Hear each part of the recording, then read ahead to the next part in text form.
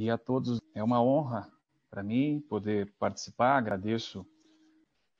Eu estou aqui na comarca de Almirante Tamandaré já há uns 3 anos, mas já atuo na área criminal desde a magistratura. Então, eu entrei em 2005, já são 15 anos atuando, nesses 15 anos sempre muito próximo da área penal, da área criminal e das mazelas que esta área traz, né, da vida em sociedade em que o crime acaba sendo punido e as esferas sociais mais punidas são as mais vulneráveis. Entre elas, os dependentes do álcool e de outras drogas. Antes de iniciar a fala propriamente dita, eu gostaria de partilhar a satisfação que é poder estar participando. Já não é a primeira vez que eu participo de eventos dessa natureza, envolvendo Alcoólicos Anônimos e outras organizações que trabalham com o tratamento, com o enfrentamento da dependência química. Mas eu sempre gosto de trazer uma experiência muito pessoal minha. Eu tive na família uma pessoa muito próxima dependente químico e eu vivi isso na condição de criança.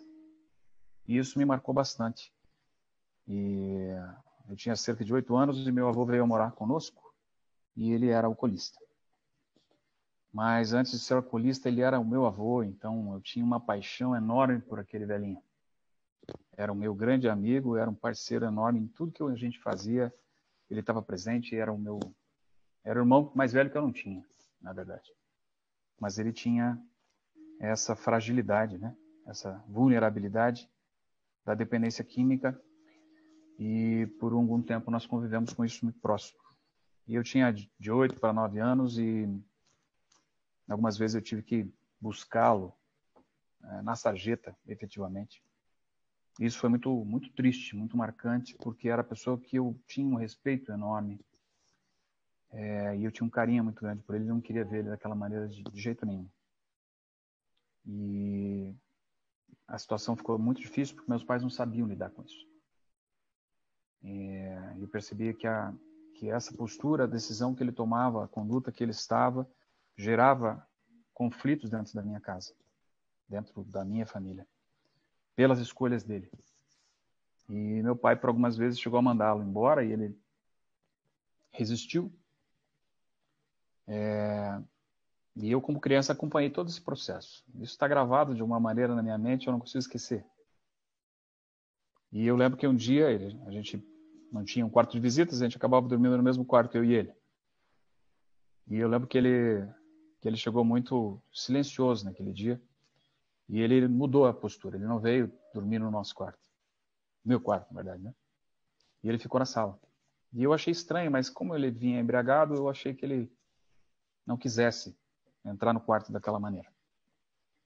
E no meio da madrugada eu vi uma correria. E ele acabou, num ato de desespero, se cortando todo. Tinha tentado suicídio com uma gilete na sala. E ele tinha, mesmo nesse ato de desespero, me protegido. Porque ele nunca tinha feito isso. Então, ele poderia ter pensado em ir para o quarto fazer o que ele queria fazer, mas ele quis me proteger, mesmo naquela ação de desespero. E é lógico que isso foi a gota d'água, né? Ele, graças a Deus, não conseguiu se ferir gravemente, a gente conseguiu atender meus pais, mas meu pai não conseguiu mais ficar com ele em casa. E eu me senti impotente naquela situação, porque era a hora em que eu achava que ele mais precisava de ajuda. E a minha família acabou retirando ele da casa, e foi a última vez que eu o vi. Ele morreu 1, 2 anos depois, eu não tive mais contato com ele.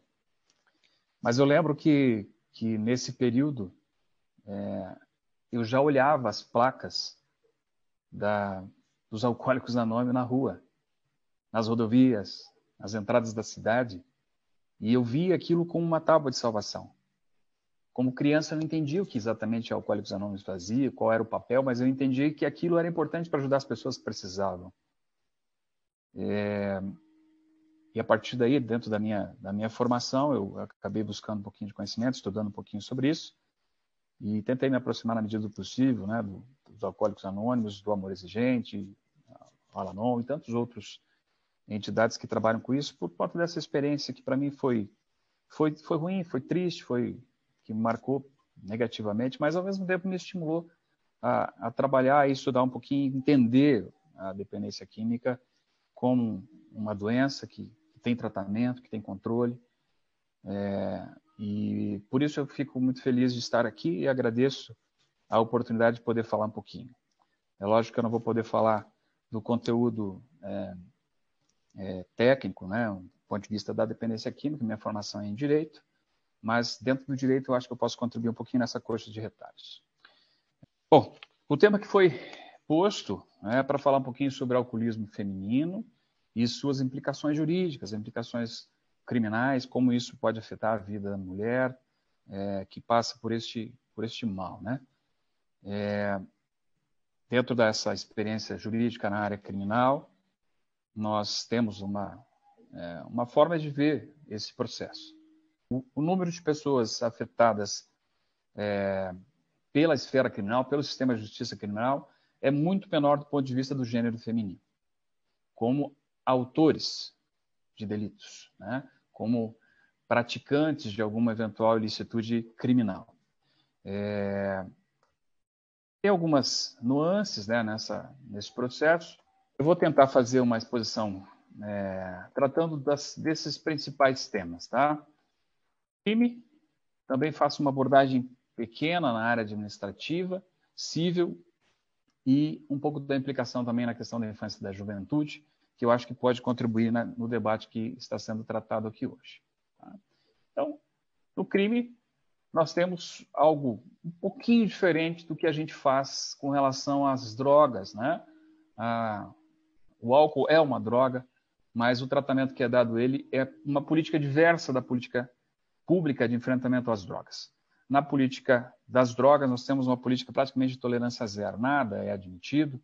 Fala-se até numa política de redução de danos no tratamento, mas do ponto de vista jurídico, não se admite nenhuma hipótese de uso, ainda que recreativo, das drogas. Ela é um tipo penal. Qualquer pessoa que for flagrada no uso das drogas ilícitas, eles têm algum tipo de reprovação, maior ou menor, de acordo com a gravidade do ilícito.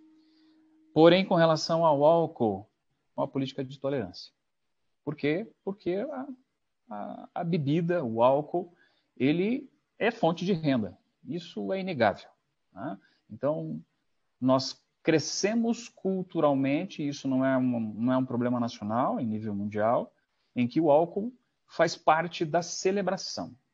E sempre começa com essa imagem, né? Este sorriso presente. Toda festa que tem álcool, nós temos sempre o início dela com essa imagem. Né? Nós temos ela como, portanto, uma droga, mas uma droga lícita. É considerada a droga que mais mata no planeta e, mesmo assim, é tolerada. Esta é a política adotada pelo nosso país e também adotada por diversos outros países. Em alguns locais você não pode beber em determinados locais, mas, em regra, no seu ambiente doméstico, em determinados locais, até espaços públicos, é uma droga de uso até estimulado. Né? Então, o Brasil adotou essa política, a política de tolerância. Portanto, é algo aceito socialmente. Entrando agora na parte do Código Penal, se você colocar uma busca dentro do Código Penal, tem mais de 300 artigos, é um código enorme que vai tratar uma parte geral, depois parte especial, onde fala de vários crimes específicos, nós vamos ter a palavra álcool apenas uma vez. É uma lei já antiga, mas ela aparece apenas uma vez em todo esse codex, nós chamamos nessa lei. E ela trata exatamente no artigo 28. Não vai haver nenhum crime específico do uso de álcool dentro do Código Penal. As poucas leis que nós temos que transformam em crime, que traz algum reflexo penal, alguma implicação penal, elas estão em legislações extravagantes. Nós já vamos passar por ela, eu vou pontuar algumas aqui. Mas o álcool, ele tem um fator criminógeno. Ele é um dos que predispõe a pessoa à prática de alguns delitos e traz algumas lendas, né? Algumas impressões, muitas vezes equivocadas, que as pessoas se utilizam da embriaguez, se utilizam do uso do álcool para justificar algumas condutas, principalmente condutas violentas. E o artigo 28, que é o que está exposto na tela, traz exatamente esta informação, que é desconhecida da grande maioria das pessoas, que não exclui a imputabilidade, ou seja, a tua responsabilidade penal, né? Capacidade de responder por um delito, e coloca lá no inciso 2, a embriaguez, ou seja, a embriaguez não exclui a responsabilidade penal. Portanto, estar embriagado e agredir a sua mulher, agredir o seu vizinho, bater em alguém no bar, bater o veículo, nunca vai excluir a responsabilidade penal. Tá? A exceção são situações de caso fortuito e força maior. Ou seja, não tomei álcool por livre e espontânea vontade. Fui lá numa festa de calouros, por exemplo, e fui obrigado a me embriagar. Os colegas colocaram álcool dentro de uma garrafa e me obrigaram a fazer o consumo. É uma situação fortuita, de força maior, em vezes outras situações, que podem excluir isso. Mas a regra é, embriaguez não exclui responsabilidade penal. Portanto, ninguém pode justificar nenhum tipo de crime, qualquer que seja, por conta da embriaguez. Seja ela voluntária ou seja ela culposa. Tá? E aí, nós temos aqui já a primeira hipótese em que nós saímos de um Código Penal punitivo para um Código Penal terapêutico. Né? Ele entra aqui com uma opção de atendimento da pessoa que faz o uso de álcool como uma pessoa que sofre de um mal, que precisa de um atendimento. E é o parágrafo primeiro que vai trazer isso, que ele vai dizer que a pessoa é isenta de pena. Não tem pena, não vai ficar presa, né? Não vai pagar cesta básica, não vai pagar multa, quando, por embriaguez completa, proveniente de caso fortuito ou força maior, era, ao tempo da ação, inteiramente incapaz de entender o caráter ilícito do fato, ou de determinar-se de acordo com este entendimento. O que isso está trazendo para nós? É a hipótese da inimputabilidade, que exclui exatamente o que diz o artigo 28. A pessoa é considerada inimputável, não se pode responsabilizar essa pessoa porque ela não consegue entender a ilicitude daquilo, ou entende a ilicitude, mas ela não consegue se determinar de acordo com este entendimento. Ela está incapaz de evitar aquele mal, aquele ato criminoso que ela está praticando. E neste caso, se não há pena, parece que posso fazer à vontade nessa situação? Não. Ela vai trazer uma hipótese depois de aplicação de medida de segurança. Tá? Nós saímos de uma esfera de culpabilidade, aquela pessoa não é culpada, porque ela não consegue compreender e agir daquela maneira, mas ela está na esfera da segurança. Tá? Ela gera uma insegurança social, ela é um perigo para a sociedade. Isso aqui é exatamente o tratamento do dependente químico como um doente mental. É o mesmo tratamento que se dá para o doente mental. É a pessoa que tem uma doença que incapacita de entender isso. Portanto, aqui nós estamos falando de uma embriaguez patológica, não é a embriaguez eventual. É a embriaguez em que não há controle, é preciso de atendimento médico, é preciso de controle médico. Este caso, nós aplicamos a medida de segurança e não pena. Esta pena, o segundo parágrafo, vai nos trazer que ela pode ser reduzida de 1 a 2/3, se o agente por embriaguez proveniente de caso fortuito ou força maior não possuía ao tempo da ação a plena capacidade de entender o caráter ilícito do fato. Então, aqui é uma hipótese de semi-inimputabilidade. Ele quase conseguia, mas não, ele tinha um prejuízo na percepção dessa licitude ou na determinação de agir de acordo com esse entendimento. Esse aqui é o semi-inimputável. Nós temos não mais a isenção de pena, portanto, ele pode ser preso, mas ele vai ter uma redução de pena. Aqui, o álcool vai reduzir a pena desta pessoa. Tá? É uma hipótese, então, de semi-imputabilidade, redução de pena. O álcool também traz dentro do Código Penal algo que, ao contrário de que algumas pessoas pensam, traz uma causa que eleva a pena, que é a circunstância agravante prevista no artigo 61, quando não constitui ou qualifica o crime. E é o caso em que a embriaguez é utilizada como forma de provocar o crime, ou de me estimular a prática do crime. Exemplo, algumas pessoas têm a fraqueza sexual, eu já conheci algumas pessoas que relataram sobre isso, que se veem muito mais estimulados sexualmente pelo consumo de álcool.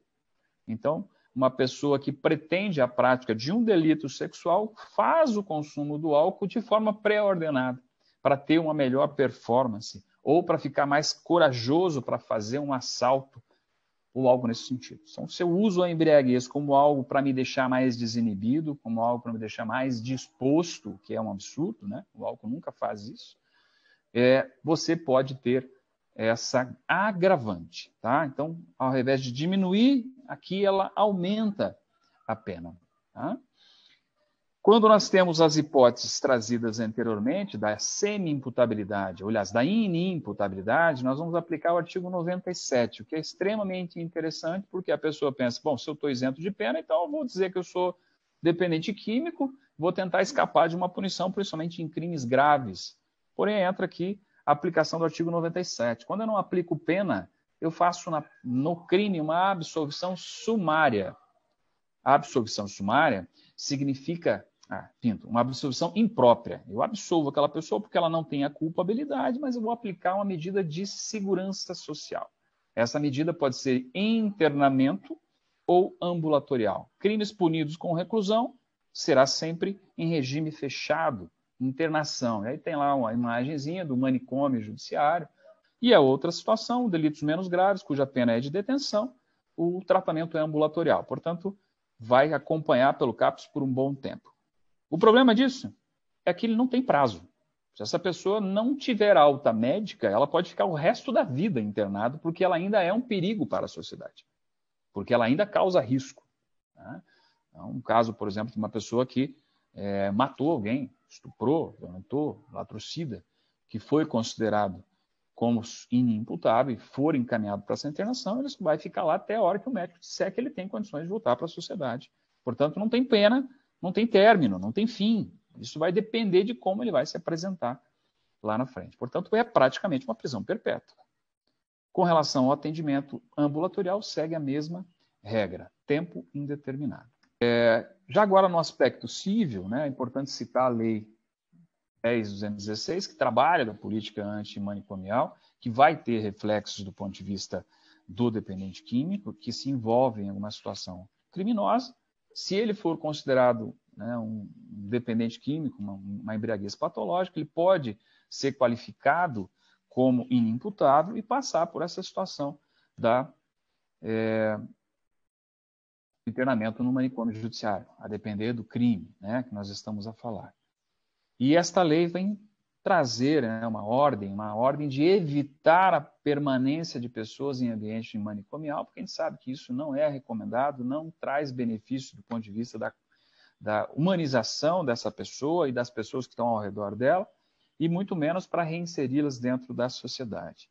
E esta é uma recomendação, porém existe algumas situações que as pessoas me procuram, e é importante eu descrevê-las aqui, porque é uma dúvida muito grande, principalmente das famílias, quando envolve dependentes dentro de seus familiares que se envolvem no crime.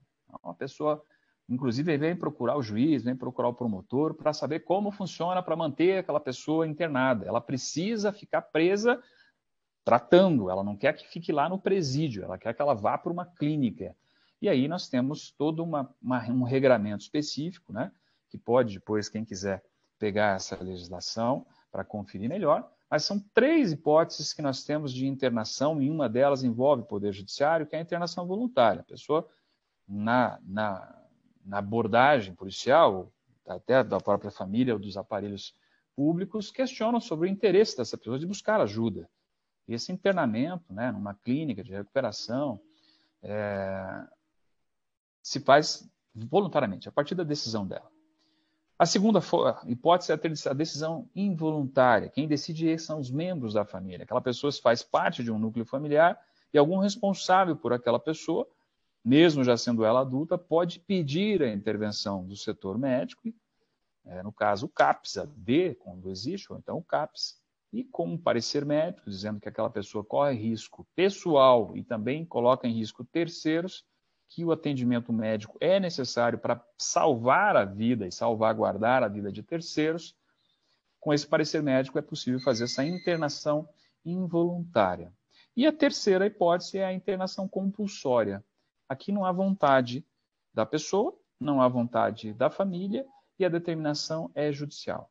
Essa matéria é tratada no âmbito civil, não é no âmbito criminal, tá? Mas é possível que o juiz criminal faça a internação como medida alternativa à prisão, quando a dependência química do álcool ou de outras drogas são a causa de reiterações criminosas, principalmente os dependentes de crack, dependentes de drogas que são muito mais vorazes no consumo, e essa pessoa começa a se envolver com delitos patrimoniais, coloca em risco a sua vida, a vida de terceiros, inclusive em situações bem concretas. O juiz pode, ao invés de deixá-lo dentro de uma unidade prisional, interná-lo, com tornozeleira eletrônica, às vezes, dentro de uma clínica. O problema disso é que as clínicas não são prisões. Então, elas não têm muros, não têm segurança, não têm guarda.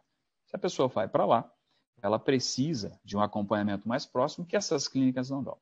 Via de regra, eu não tenho usado, e a maioria dos colegas também não tem usado, a internação compulsória, porque ela não tem surgido efeito do ponto de vista da recuperação. Ela tem o efeito mais de neutralização, que é o que faz a prisão, do que efetivamente de ajudar essa pessoa na recuperação. A vontade desta pessoa é imprescindível para o sucesso do atendimento, da saída, de enfrentamento desse problema da dependência química.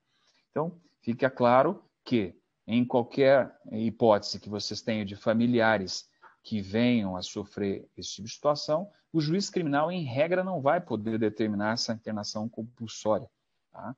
Ela vai depender de uma intervenção na área civil, porque vai lidar com a capacidade dessa pessoa de estar na sociedade, e não efetivamente do crime. Somente em situações excepcionais em que o juiz, ao invés de decretar a prisão, de manter preso, ele entende que o melhor seria uma internação numa clínica. Porém, mesmo nessas situações, os números de fugas são muito grandes. Então, é uma situação muito excepcional. Aqui o artigo 9º, né, vai trazer especificamente a internação compulsória, determinada de acordo com a legislação vigente, pelo juiz competente. O competente aqui, no caso, é o juiz da vara civil, tá?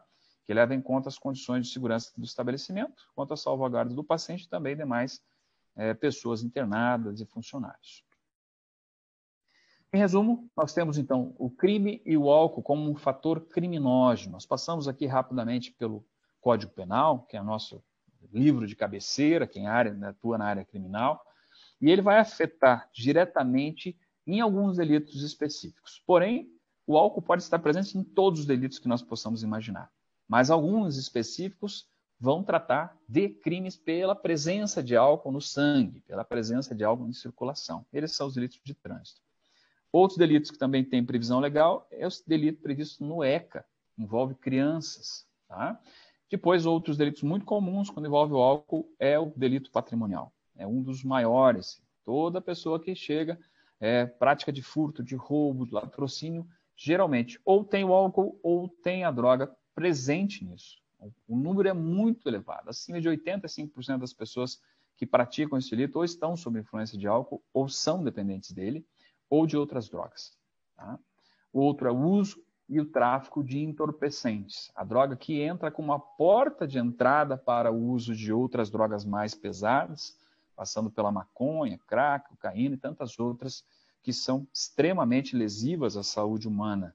Então, o álcool entra como a porta de entrada. É como eu inicio nesse torpor da vida do dependente químico. E os crimes contra a pessoa. Né? Temos um alto número de crimes contra a pessoa com a presença do álcool motivador, ou da vítima ou do agressor, quando não os dois. Né? E, por fim, a violência doméstica. Esse é um ponto específico, quero finalizar a nossa questão, mas ele está presente em muitos casos de violência doméstica, e aqui entra já a presença da mulher também, porque o consumo de álcool, aceito socialmente, que começa com um sorriso, termina com tristeza no retorno para dentro de casa. Se é mulher, né, se é casada, o atendimento é de uma forma, se é filha, solteira ou não, o atendimento é de outra forma, e isso gera conflitos familiares e, via de regra, termina com lesões, com ameaças, com xingamentos, com lesões psicológicas, aliás, violências psicológicas. Então, a violência doméstica é diretamente afetada pela presença do álcool. E aqui estou falando do álcool com uma mulher autora da agressão. Tá? Então, o álcool torna as pessoas necessariamente mais violentas. São as situações que envolvem mulher na condição de autora, de agente ativo da violência, tem a presença do álcool ou da droga necessariamente. E geralmente tem a ver com violência física. Então, vai para a agressão para a mãe que chamou atenção, o pai que bateu de frente, o irmão que bateu de frente. Então, não tem gênero. O álcool desinibe as pessoas, os seus freios sociais e acaba mostrando uma face muitas vezes desconhecida. O direito penal ele tem como princípio, como base, proteger bens jurídicos. Bens jurídicos eleitos pela nossa sociedade. Isso estão estabelecidos na nossa Constituição, vida, liberdade, patrimônio, saúde e tantos outros bens jurídicos. E a forma como a nossa sociedade elegeu é criando normas penais. Não matar. Isso vem lá dos 10 mandamentos. Não matarás. O nosso aqui é o crime do homicídio. Artigo 121, matar alguém. Então, qual é o bem jurídico protegido? A vida. Se matar a vida, existe uma punição. É assim que nós protegemos bem jurídico. E se praticado o crime, existem consequências, inclusive a prisão cautelar e tantas outras situações que podem levar à reprovação disso. Logo depois vem a pena, né, que vai afetar não só aquela pessoa, mas também outros que estão assistindo isso. Esse é uma das finalidades da pena. Prevenção especial e prevenção geral. Especial para quem praticou e geral para quem está vendo o resultado disso. É uma forma de exercício de poder. Quando nós decidimos viver em sociedade organizada, que respeita princípios básicos como direitos humanos, nós cedemos parte de nossa autonomia, de nossa liberdade para alguém. E esse alguém é o Estado. O Estado representado pelo Poder Executivo, que vai cumprir a norma, o Legislativo, que vai produzir a norma, vai fazê-la, vai criar a norma, e o Judiciário, que vai aplicá-la. Portanto, proteger bens jurídicos tem que passar por esse exercício de poder estatal, dessa esfera de poder que nós, povo, autorizamos, temos ao Estado, em troca de segurança. Consequência desse trabalho, né, desse exercício de poder estatal e dessa proteção do Estado, a exclusão. É evidente que a pena mais grave que nós temos é a prisão de liberdade, a privação da liberdade. Mas ela traz também alguns problemas, que é a estigmatização e o etiquetamento. E isto é gravemente afetado para quem é dependente químico, porque ele já é tratado de forma como excluído na própria sociedade, uma sociedade que aceita socialmente o álcool, mas não aceita o dependente químico, que não aceita o alcoolista, a alcoolista, principalmente a mulher. Nós vamos ver depois um pouquinho sobre isso. Então, essa forma de exercício de poder, de proteger bem jurídico, traz, por outro lado, problemas também. Né? E problemas vocês já conhecem mais do que ninguém. Eu, infelizmente, lido com isso regularmente. Lógico que isso é uma prisão, uma imagem muito grotesca, mas eu já passei por várias situações muito próximas a essa, inclusive com mulheres, que é lógico não poderão estar neste ambiente que é dominado por homens, pela imagem, mas as mulheres muitas vezes estão reclusas lá num cantinho, 4, 5, 6, 10 mulheres num ambiente, e às vezes sem banheiro, porque não existe um espaço exclusivo, preparado, humanizado para atender essas pessoas. Portanto, nós estamos lidando aqui com neutralização. Isso aqui não ressocializa nem trata ninguém, e muito menos alguém que tem dependência química, que passa por esse problema do alcoolismo. Vamos tratar agora um pouquinho sobre o nosso Código de Trânsito Brasileiro, a nossa primeira norma que vai falar sobre o álcool. Então, uma das consequências jurídicas e implicações do consumo de álcool, nós começamos do mais baixo para o mais grave, que é o 306. O artigo 306 vai tratar da conduta de dirigir veículo automotor. Como que um Estado que estimula o consumo, que autoriza propaganda de consumo de bebida livremente, com mulheres lindas, maravilhosas, com corpos maravilhosos, para atrair o público, vai fazer para proteger esses bens jurídicos? Nós falamos que existe uma política de tolerância ao consumo, mas é lógico que, ao mesmo tempo, eu tenho que proteger o bem jurídico. E a proteção do bem jurídico vem através dessas normas. O primeiro perigo que nós temos é álcool e direção. Por isso, isso é tratado dentro do Código de Trânsito Brasileiro. O artigo 306 é aquilo que todo mundo teme, que é encontrar a abençoada da Blitz na saída do restaurante. na saída da festa, na saída da confraternização, porque em todos esses locais tem álcool. Porque álcool gera renda, porque álcool gera emprego, porque álcool faz movimentar a economia deste país, mas mata também. Achar o equilíbrio disso é o grande desafio da sociedade moderna. O álcool, nessa hipótese, vai ser comprovada por um aparelho, né, conhecido bafômetro. Está ali a imagenzinha mostrando a pessoa submetendo ao exame do bafômetro. Eu não preciso demonstrar nada. Essa abordagem pode ser aleatória, ou eu posso ter chamado a atenção de alguém que comunicou a autoridade e aí ser abordado. De qualquer maneira, abordado, eu sou obrigado a fazer o exame do bafômetro, ou eu posso me recusar. Eu quero fazer o exame do bafômetro, vai lá e faz, se der concentração superior a 6 decigramas de álcool por litro de sangue, ou 0,3 miligramas de álcool por litro de ar alveolar do pulmão, eu estou incidindo num crime. Tá? Se ficar abaixo desse patamar, eu vou incidir numa infração administrativa que eu vou mostrar logo na sequência. Mas imaginando que seja uma situação criminal, aquilo que sempre foi motivo de celebração e alegria passa a ser motivo de desespero. As pessoas que geralmente têm um carro, que tem condições econômicas para conduzir o veículo automotor, geralmente uma pessoa que tem uma condição social razoável. Ele já tem uma postura social, já tem um nome a zelar, tem família, tem emprego, tem filhos, enfim. Ser preso em flagrante é algo que pode mudar a sua história, pode afetar a sua vida pessoal, sua autodeterminação, sua autoestima e principalmente seu emprego.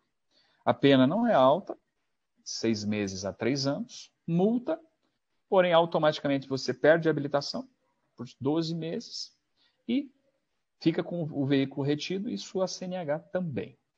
Vai ser levado para uma delegacia de polícia, não existe nenhuma hipótese aqui de negociação prévia, então o delegado é obrigado a fazer a prisão flagrante, porque não cabe juizado especial, a pena é superior a 3 anos, então observe que vai de 6 meses a 3 anos, juizado, que seria pequenas causas, é até 2, e aí automaticamente você vai ter que aguardar uma audiência de custódia para conversar com o juiz, ou então pagar a fiança que foi arbitrado pela autoridade policial. Isso já o fez passar pelo setor do cárcere, passar pelo constrangimento de uma punição. Né? Isso é muito preocupante, porque realmente pode marcar essa pessoa para o resto da vida. O segundo crime é lesão corporal culposa na direção de veículo automotor. Já passamos uma graduação, não é só eu dirigir, agora eu tenho já uma pena de reclusão de 2 a 5 anos, não cabe fiança pela autoridade policial, desde que eu esteja sob influência de álcool. O exame é o mesmo do 306, porém aqui eu não quero matar alguém, eu não quero agredir ninguém, mas eu acabo praticando isso. Bati o carro, atropelei alguém, não morreu, o delito é este. Observe que eu já estou falando de uma pena que pode chegar a 5 anos. Né? E também traz o 302, que é o mais grave, tá? Que é o homicídio culposo, que é matar, é tirar a vida de alguém na direção do veículo automotor. Então, esse culposo, se vier com influência de álcool, eu vou para o parágrafo 3º. Então, observe a diferença, né? Como já entra um rigor maior da lei, isso alterou há pouco tempo. Se não tiver álcool, a pena vai de 2 a 4, então matei alguém de 2 a 4 já é algo penoso, mas não é tão grave assim, talvez nem ver regime fechado. Mas se eu entrar com o álcool na direção do veículo automotor, eu já saio de uma pena de 2 para uma pena mínima de 5 a 8 anos. Lembre que se eu matar alguém dolosamente, a pena começa com 6. E aqui o legislador foi muito preciso, ele aumentou gravemente a pena do crime do homicídio culposo, ou seja, quando eu não tenho intenção de matar, só pelo fato de eu estar sob efeito de álcool. Tá? Então, isso realmente é uma alteração recente, de 2017, e que as pessoas têm que cuidar muito, porque se você conseguir escapar de uma acusação de homicídio, que é doloso, né? Você assume o risco de matar alguém, você cai nesta, só por estar com álcool. Uma latinha de cerveja é o suficiente para você já se enquadrar nessa situação. E a mulher, por ter uma massa corporal menor, o efeito do álcool sobre o seu fisiologismo é muito mais lento que o do homem. Portanto, o tempo de metabolização e a concentração acabam sendo muito pior para a mulher do que para o homem. Então, não tem dose segura. Bebeu, não dirige, porque realmente traz um risco muito grande, e esse risco é de implicação penal, e quem passou por isso sabe quão pesado é. Eu fiz um júri de um crime de homicídio, não foi nem pelo parágrafo 3º, mas por 121, há uma semana atrás, e a dor que isso causa à família do condutor que matou essa pessoa e à família que perdeu a mãe é muito triste, é muito doloroso e é uma ferida que não fecha, porque as pessoas não esperam essa violência. Nós temos no trânsito o princípio da segurança, em que um confia que o outro vai cuidar do mais fraco. E quando nós usamos o álcool inibe este reflexo, esta segurança, e isso traz risco muito grande para as pessoas. Temos aqui uma infração agora administrativa. Quando eu não me enquadro naquela quantidade de álcool, eu vou ter problemas do ponto de vista administrativo. Primeiro que é uma infração gravíssima. Você bebeu com qualquer dose de álcool, apareceu alguma dose abaixo de 0,3 no bafômetro, você já perde a sua habilitação por 12 meses. Recolhimento do veículo a CNH, além de uma multa pesadíssima. Se eu me recusar a fazer prova contra mim, ou seja, não quero fazer o bafômetro, você tem as mesmas consequências. Infração gravíssima, a multa, suspensão por 12 meses e recolhimento do veículo CNH. Ou seja, não tem jeito. Bebeu e for pego, ou você vai perder a carteira ou você vai ser preso. Uma das duas situações. Se eu não fizer, vai ser feito exame através de constatação de sinais de embriaguez, sinais físicos, né? Olhos vermelhos, fala enrolada, hálito etílico, andar cambaleante, já é o suficiente para configurar o crime e você vai ser levado preso em flagrante. Além das medidas administrativas, tem aqui também uma consequência processual. O artigo 291 traz aqui já um rigor maior e fala: crime de trânsito não tem pequena causa. Você bebeu, não vai ter negociação. Artigos 74, 76 e 88 da Lei 9.099 é a lei dos juizados especiais, ou seja, das pequenas causas. E aí a exclusão não se aplica, tá? Não se aplica para crimes de trânsito em que tenha havido influência de álcool ou qualquer outra substância psicoativa. Então, bati o veículo, causei dano, juizado especial, pequena causa. Bati o veículo com álcool, vai perder esse benefício e vai ter que responder perante a vara criminal, com prisão, fiança quando é possível, passar por todo esse constrangimento do cárcere. Então, não é uma boa ideia arriscar. Tá? Entrou o álcool, prejudica tudo. E detalhe, isso também implica no cível. Se você foi abalroado, né, colidiram em você e você está sob influência de álcool, você se expõe a essa situação, mesmo estando com razão. Porque você vai perder a carteira, vai ter multa, vai perder o veículo e ainda corre o risco de perder a razão por estar sob influência de álcool quando não poderia fazer.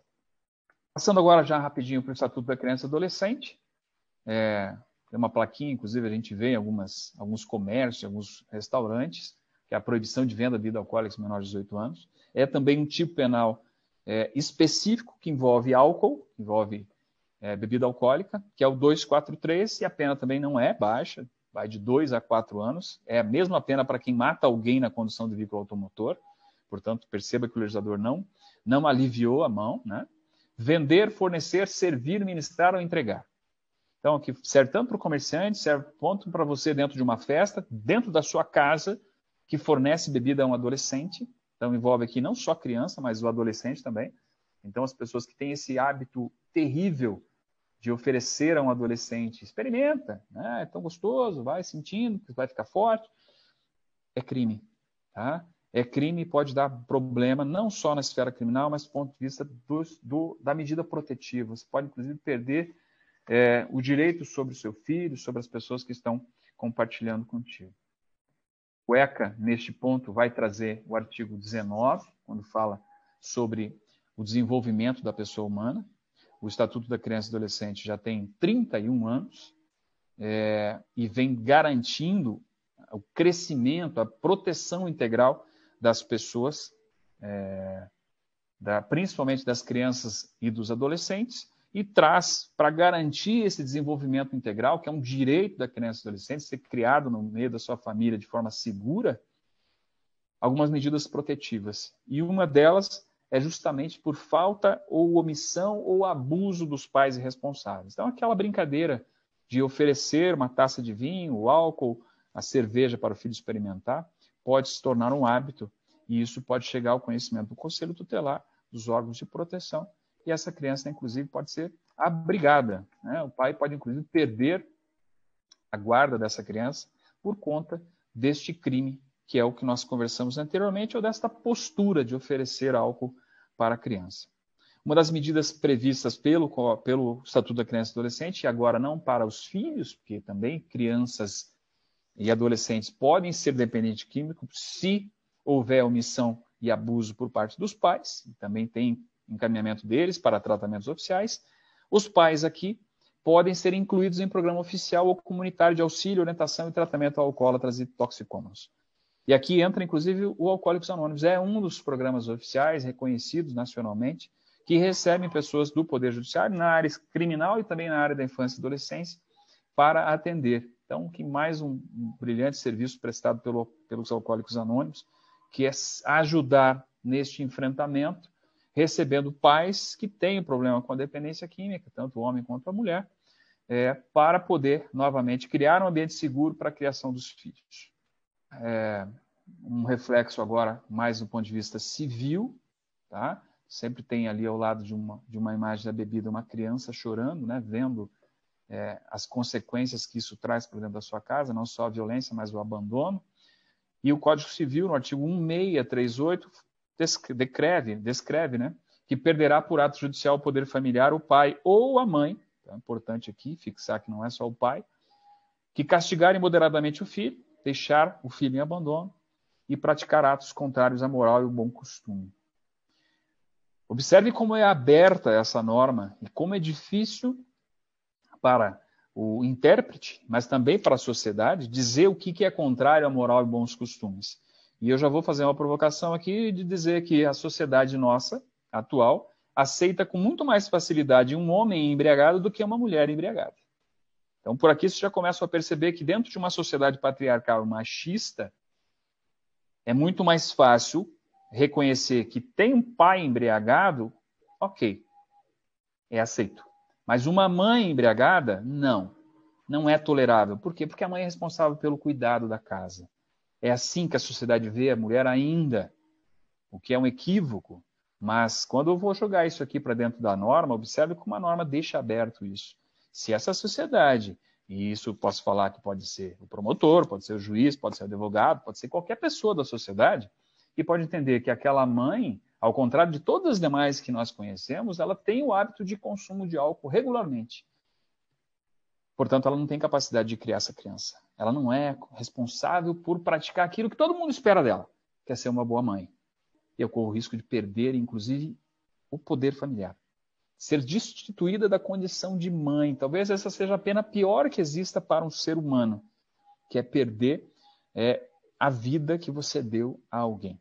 A responsabilidade por aquela pessoa. E é a decisão mais difícil que eu já tomei na minha vida, é a decisão de destituir o poder familiar de alguém.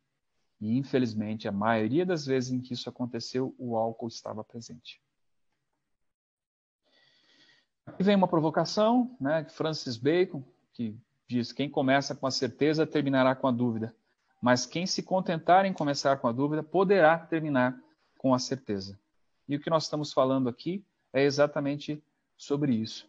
O álcool vicia, e não seja você a próxima vítima, porque a ideia de ser vítima não cai bem para ninguém. É difícil as pessoas se entender como vítima, se reconhecer como vítima. Vítima de o abuso do álcool, vítima de violência, vítima de preconceito, vítima de tantas outras coisas. Isto exige autorrespeito, autocuidado. E é muito difícil as pessoas terem isso. Só chegam isso quando realmente já passaram por muita violência. E o álcool abre as portas para que essa violência chegue até as pessoas. Aqui eu vou tratar rapidamente sobre a segurança em números, que é o ponto que talvez mais marque. Eu passei aqui com vocês os principais crimes que envolvem as consequências jurídicas do álcool especificamente, mas é evidente que qualquer crime pode ser praticado por uma pessoa sob influência de álcool, como eu já referi, mas o foco mais importante, talvez seja a implicação mais importante, seja o que nós vemos dentro da violência doméstica, mas não a mulher como a autora do crime, mas a mulher como vítima do crime. A mulher dentro de uma sociedade marcada pelo machismo, pela desigualdade, pela superioridade do homem em relação à mulher, se reflete nos números. E eu vou frisar bastante, porque nós estamos num período de pandemia em que nós vimos esses números dispararem, principalmente números de feminicídio, além de crimes de ordem sexual. A cada 2 minutos, uma agressão física ocorre no nosso país. Foram 266 mil registros de lesões corporais dolosas no período de 2019, crescimento de 5,2%. Ainda nós não temos os índices atualizados do período da pandemia, mas já estamos chegando lá, mas já temos índices iniciais demonstrando que esse número aumentou e muito mais. Nós tivemos 1.326 vítimas de feminicídio em 2019, isso feminicídio porque foi morta pelas pessoas próximas de você, marido, pai, irmão, ex-namorado, ex-marido, que se enquadram no conceito de feminicídio simplesmente por ser mulher. Esse crescimento representa 7,1%, ou seja, são crimes que nós vemos todos os dias nos noticiários, crimes bárbaros. Esse final de semana nós perdemos mais uma moça, e junto com esta moça, os pais dela aqui em Umuarama, por uma situação que tudo indica ter sido feminicídio. E o que mais chama atenção, um estupro a cada 8 minutos. 66 mil vítimas de estupro e principalmente estupro de vulnerável. Isso eu estou falando daquilo que foi registrado. Sem falar a cifra negra, que são os dados que não chegam a conhecimento do Poder Judiciário, não chegam ao conhecimento do poder do sistema de justiça. E aqui o álcool entra como um fator extremamente de vulnerabilidade, de exposição dessas mulheres, principalmente quando envolve o consumo de álcool pela mulher. Ela na condição de usuária de álcool. Isso afeta tanto na prova do crime dentro da violência contra a mulher, que é a minha demanda maior hoje dentro de Almirante Tamandaré. Eu vi que no convite eu recebi a informação de que o Alcoólicos Anônimos atendia grupos de minorias e colocou mulher como minoria, quando na verdade a população de mulheres é muito maior do que o homem, mas ainda no consumo de álcool ela ainda está menor do que o homem, mas já há previsão que em 2030 ela se iguale o consumo de álcool com os homens. Porém, na área criminal, a minha demanda maior, eu tenho quase 80% de processos envolvendo violência contra a mulher hoje. Portanto, é um número absurdo, e eu posso falar que lá é a maioria. Né? A maioria dos crimes são praticados contra mulheres. E aqui ela foi tratada ainda como minoria nesse espaço do Alcoólicos Anônimos, mas é um problema importante porque nós estamos falando com uma população muito grande. O consumo de álcool por parte das mulheres traz um reflexo muito grande nessa sociedade machista. Eu sei que vai ter uma palestra hoje falando sobre gênero, eu não vou entrar muito a fundo nisso, vou deixar para que a colega possa trabalhar isso melhor com vocês, mas essa palavrinha gênero, ela tem um efeito muito grande. Só para explicar rapidamente, há uma diferença grande entre sexo e gênero. Sexo é biológico, gênero é cultural, é construído socialmente. Portanto, quando nós falamos de mulher, nós estamos falando de biológico, mulher com o DNA de mulher, homem com o DNA de homem, tá? Como diz as criancinhas, né? Meninas têm vagina e meninos têm pipi. Isso é sexo. Diferenças físicas, fisiológicas, não tem como mudar isso. Gênero não. Gênero é o que a sociedade quer para o gênero feminino e o gênero feminino, que vem mudando ao longo do tempo. E o que a mulher e o que a sociedade tem buscado é a igualdade de gênero, que essa mulher tenha as mesmas oportunidades, não só no trabalho, mas dentro de casa, na sociedade, no ambiente onde ela vive. E o que nós temos visto é que isso ainda não foi possível, mesmo lutando essas mulheres há mais de 200 anos pela igualdade, direito ao voto, direito ao trabalho, direito ao mesmo salário, direito à igualdade de responsabilidade na criação dos filhos, igualdade dentro do lar nas suas atribuições, que não haja serviços exclusivos de mulher ou que exclusivos de homem. Esse é o maior desafio que nós estamos vivendo hoje e os números continuam refletindo que a superioridade biológica do homem tem prevalecido com a morte de mulheres. Mortes que afetam demais essas mulheres e o crime sexual. A mulher, quando se apresenta embriagada, por este conceito construído de gênero, coloca a mulher fora do ambiente privado onde ela foi colocada. Ela sai para o ambiente público, e o ambiente público espera uma mulher por recato, espera que essa mulher se apresente sóbria, que ela se apresente com respeito. Né? Por isso aquela frase que a mulher não se dá o respeito, por isso que foi estuprada. Ela usa roupa muito curta, por isso foi estuprada. O que ela estava fazendo naquele local, por isso foi violentada. Ou seja, a mulher, por conta de suas decisões, ela tem sido vítima, como se fosse naturalizado isso. Portanto, se eu pudesse colocar aqui uma das piores implicações do álcool na vida da mulher é justamente o quanto o álcool a marginaliza, o quanto o álcool a exclui daquele padrão esperado socialmente. E isso a torna vulnerável. E é por isso que ainda nós temos tantos crimes de estupro, inclusive de estupro de crianças vulneráveis dentro de casa, né? E isso tem a ver com o consumo de álcool, que pode facilitar ou dar a impressão ao homem que uma mulher que se embriaga é uma mulher fácil, é uma mulher que não se dá ao recato, e isso tem gerado gravíssimos prejuízos, principalmente para a saúde da mulher. A gente sabe que o álcool desinibe, a gente sabe que o álcool expõe maior as pessoas, e a mulher, quando se dispõe a fazê-lo, acaba estando num ambiente social que interpreta que isso é sim. A história do não desaparece quando a mulher está sob o efeito de álcool, que vocês devem ter acompanhado recentemente um caso que chamou a atenção da mídia, da Mariana Ferrer, inclusive com atendimento no Poder Judiciário, em que ela foi exposta justamente por conta dessa discriminação de gênero, em que dizia que ela estava embriagada e se ofereceu para aquela pessoa, portanto, a postura dela autorizou a prática do ato sexual.